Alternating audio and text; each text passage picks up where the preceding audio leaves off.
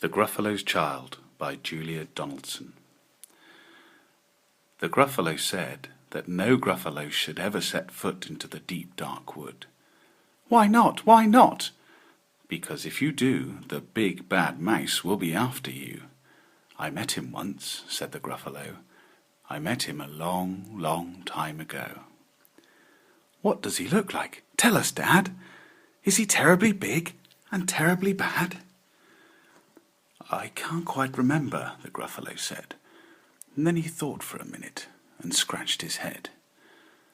"The big bad mouse is terribly strong, and his scaly tail is terribly long. His eyes are like pools of terrible fire, and his terrible whiskers are tougher than wire." One snowy night when the Gruffalo snored, the Gruffalo's child was feeling bored. The Gruffalo's child was feeling brave, so she tiptoed out of the Gruffalo cave. The snow fell fast and the wind blew wild. Into the wood went the Gruffalo's child. "Aha! Oh, a trail in the snow. Whose is this trail and where does it go?" A tail poked out of a log pile house. Could this be the tail of a big bad mouse? Out slid the creature. His eyes were small, and he didn't have whiskers. No, none at all. "You're not the mouse." "Not I," said the snake.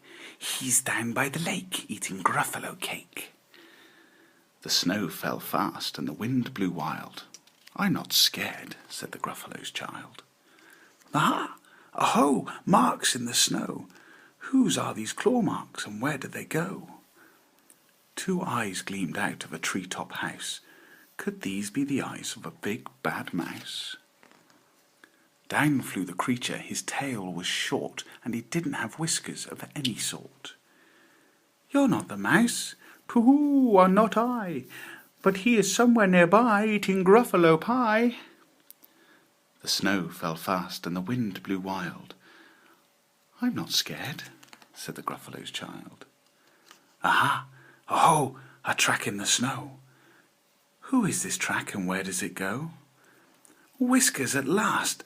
An underground house. Could this be the home of the big bad mouse?" Out slunk the creature. His eyes weren't fiery, his tail wasn't scaly, and his whiskers weren't wiry. "You're not the mouse." "Oh no, not me. He's under a tree, drinking Gruffalo tea." "It's all a trick," said the Gruffalo's child, as she sat on a stump where the snow lay piled.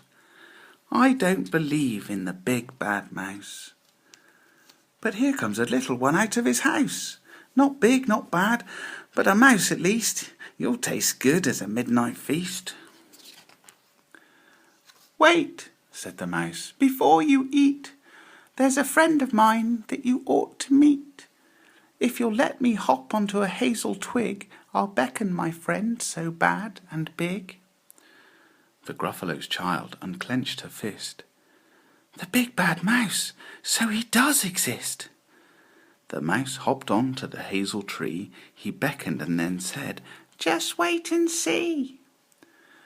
Out came the moon. It was bright and round. A terrible shadow fell onto the ground. "Who is this creature so big, bad and strong? His tail and his whiskers are terribly long. His ears are enormous, and all over his shoulder he carries a nut as big as a boulder." "The big bad mouse!" yelled the Gruffalo's child. The mouse jumped down from the twig and smiled. "Aha! Oh, prints in the snow. Whose are these footprints, and where do they go?"